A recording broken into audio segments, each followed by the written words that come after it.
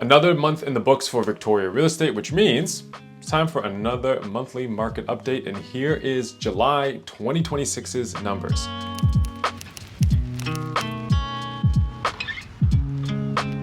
Now, for those of you that don't know who I am, my name is Alex Hughes with the North Pacific Homes Group here in Victoria, and we help buyers and sellers just like you trying to make sense of this market and trying to figure out when is the best time to buy or sell for you. So the first number that's of importance is active listings. We have 3,847 at the end of July. Now that's 4% more than this time last year, and sales were essentially flat year over year at 673. There's about a percent difference. So we've got more inventory, we got the same amount of buyers, and we got a word that everybody's been using throughout these last few months, and that is balanced. Because of this, days on market, which is an average across the board, is starting to creep up. The average is 44 days when it was 38 days this time last year. Now, we have to pay particular attention to these numbers because this is all across the board. If you've got a condo downtown or a house in the uplands, depending on the price range and depending on how much competition you have, these will massively sway in different directions. And using the benchmark single family home price all across Greater Victoria, it came in at 1.31 million, slightly down from this time last year and just slightly down from June, showing us that we haven't seen any massive price jumps or price drops given the current state of the market.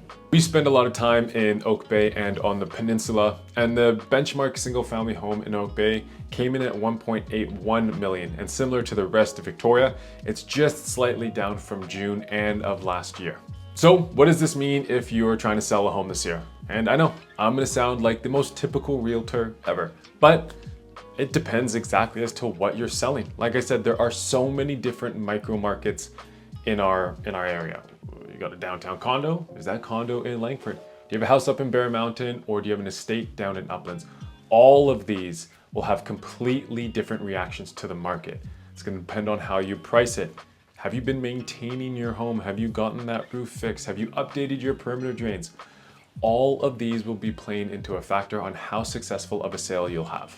Now, if you're buying, whether you're already a local or you're relocating from a different city, even or a different province, welcome by the way, this is the most amount of inventory we've had in a while. It means it's the most amount of options we've had for you in a while. But again, little asterisks, little caveat, depends as to what you're buying.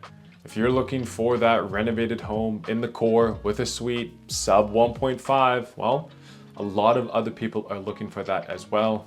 And we still are seeing multiple offers. We were just in 2 last week. So yes, more options, but what are you buying? So to sum everything up, sounds like a pretty good market. We've got more inventory for people to choose from. There's a steady amount of demand. If you price your home well and you've taken care of your home, you will be rewarded with that with a quick sale and maybe even multiple offers. Now, if you're trying to make sense of these numbers for a possible home sale, or you're trying to make sense of these numbers because you're new to the island or thinking about making a move here, please do not hesitate to reach out. Like I said, we help out buyers and sellers coming from all over the area. There's a Calendly link in our description below, and all of my personal contact info will be down there below as well. Please do not hesitate to reach out. We would love to hear from you. Thank you so much for watching, and happy house hunting.